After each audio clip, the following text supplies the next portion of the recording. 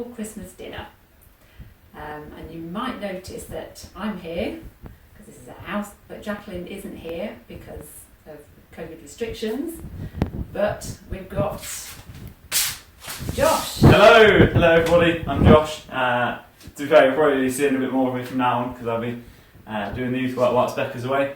But yes, so what are we going to cook today then, Mum? Christmas dinner. Christmas dinner, of course. Christmas hats. We're getting into the festive mode.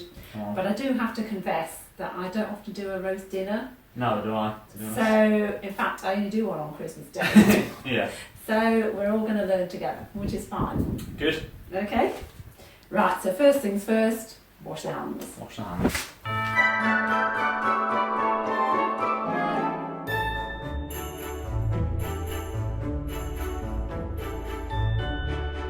Right, so we're going to start off with the potatoes. So I've just put some water into a pan, which I'm going to put on the heat to bring to the boil. Because we want to soften the potatoes, just slightly start to soften them before they go in the oven. Which also reminds me, you can preheat the oven. Preheat the oven. This is going to be quite hot. So, what have I said, about 220 degrees, if you've got an electric oven. There we go, that'll take a little while to preheat. Right, so now I'm just going to peel potatoes, which we might have done in other recipes before, certainly peeling. So if you've got a potato peeler or a knife, if you've not got a peeler, different types of peelers or a knife, and here we go. So hang on the recipe, step 1 it talks about chicken. Why do we start with the potatoes? Ah, this is very true. Well, yes, the chicken and the potatoes need to be done at sort of a similar time. So, yeah, that's why really. Alright, so we're starting from, what is it, step 4? Step 4, we're going to start with the potatoes. Because we do like to have those nice and crispy.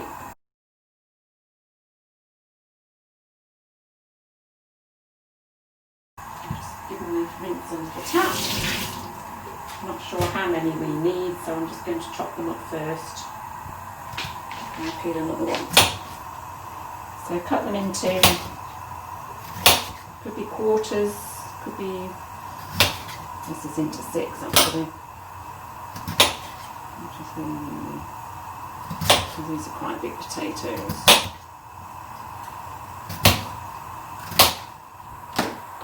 And then when the water comes to the boil, then we'll put the potatoes in and they'll boil for 5 or 6 minutes. Okay, right, the water's boiling, so I'm just going to drop the potatoes in. You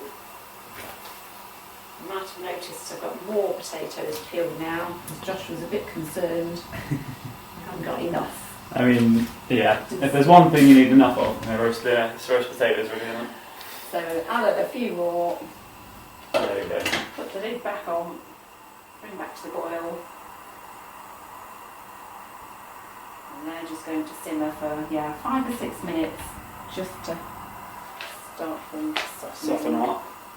Okay, so while the potatoes are simmering away, I'm just going to heat our roasting tray. Just put a little bit of oil in. Hopefully you've got oil from in the kitchen and from the other week. I'm just going to heat that in the oven while the oven's preheating. So you're cooking oil? Yeah, cooking oil. Well, it's just that it's nice to have the oil really hot. Then when you put the potatoes in, it's nice and sizzling, and it makes them crispy. Makes them crispy. Yeah. There we go. Right. So the potatoes have had about 5 minutes, and I can just stick a knife in a little bit. So they've had enough time on the gas. So switch that off and drain the water very carefully. Like that, or you could tip them into a sieve or colander if that's safer and easier. And then this is a little bit of technique, little trick here. I'm now just going to give the pan a little shake, like this. And can you potatoes are just fluffing up a little bit, which looks a bit strange, but it just means that you get some crispy bits when they're cooked in the oven. You should all feel privileged to getting the inside secrets to Rachel Murphy's cooking wisdom. That's a Christmas tip. Absolute gold dust, that is. Right, and then take the roasting tray out of the oven. The oil's steaming. steaming. So just be very careful when you put the potatoes in that you don't get splashed with oil. So perhaps put them in with a spoon. Whoa, sizzle! Can you Come on. hear that? Come on. There we go. Things are going to be good.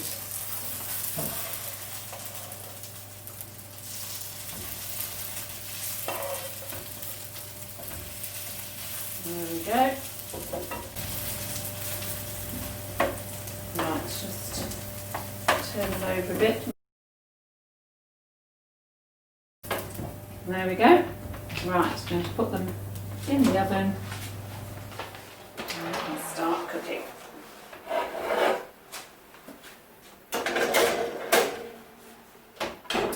Right, so the potatoes are in the oven. They're starting to cook. So whilst that's happening, we're going to prepare our chicken. I mean, I say prepare, it's quite simple. We'll open the packet. And it really depends how many people you've got in your family, how many you want. There's only 3 of us here. I'll have 2. Dad will probably have 2. Mum will probably just have 1, but we'll do an extra one. Bit of noise from the oven. We'll do an extra one for good measure. So put in 6 chicken thighs here in a roasting dish, a sanding dish, whatever you've got. And what we're going to do, just a tiny little bit of oil. You've got your some type of oil. Just going to drizzle a little bit over the chicken. Doesn't need to be much at all, really. Yeah, something like that. Is that about right, Mum? Do you reckon? And don't tell Mum, but just have a little touch of salt and pepper. That's not on the recipe. Mum's not really a fan of adding salt to things, but I quite like to just add a little bit.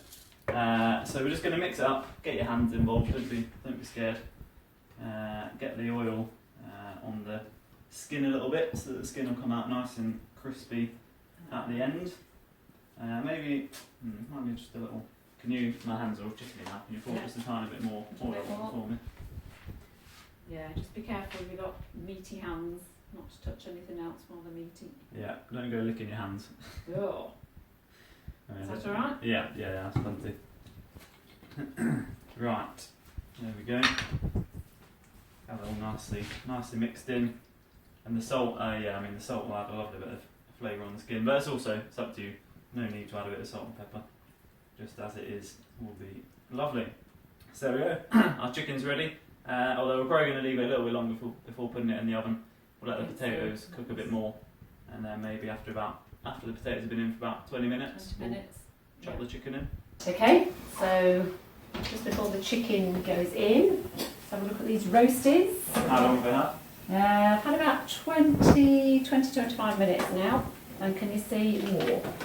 Just starting to brown on the top.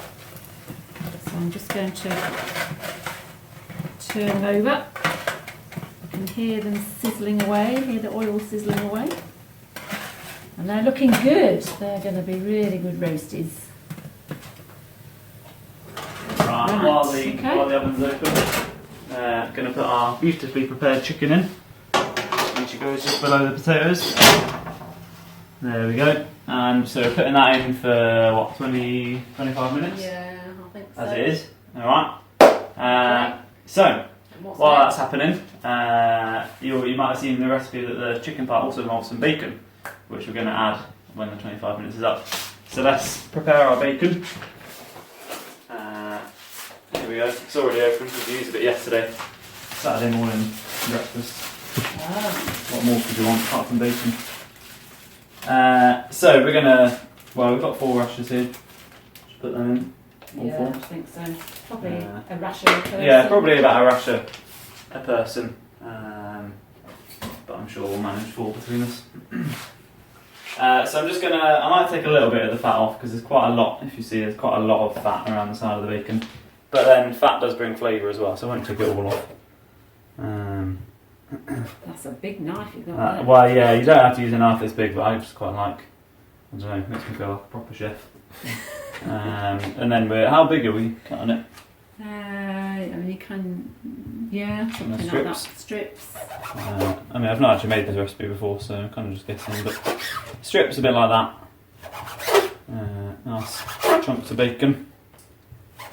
You could use some scissors if you Yeah, you could use scissors. Sometimes that works. Scissors or a knife will do the job nicely.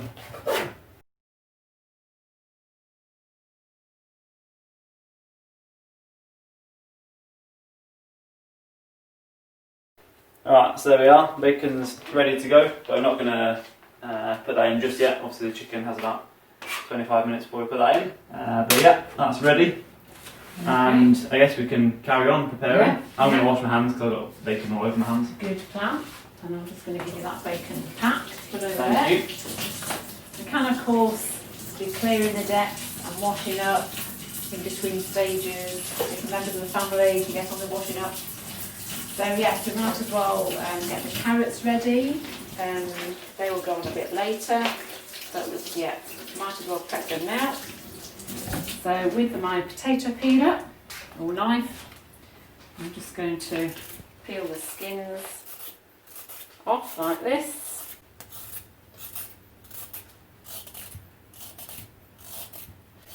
And then there is a bit of a debate as to whether you cut them into circles or sticks. Ooh, circles or sticks? Circles or sticks. I'd say sticks. People have different preferences. Okay, sticks. We go for sticks in our house, but you can just cut them into circles if that's your preference.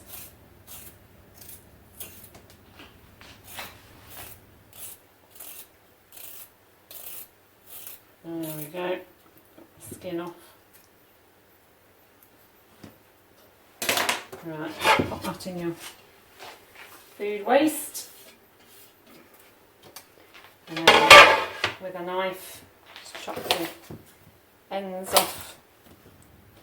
And then, yeah, I think we'll do sticks. So I tend to cut a carrot in half like that. And then like that. And then do the sticks. But if you just want to do the circles, obviously just cut them that way.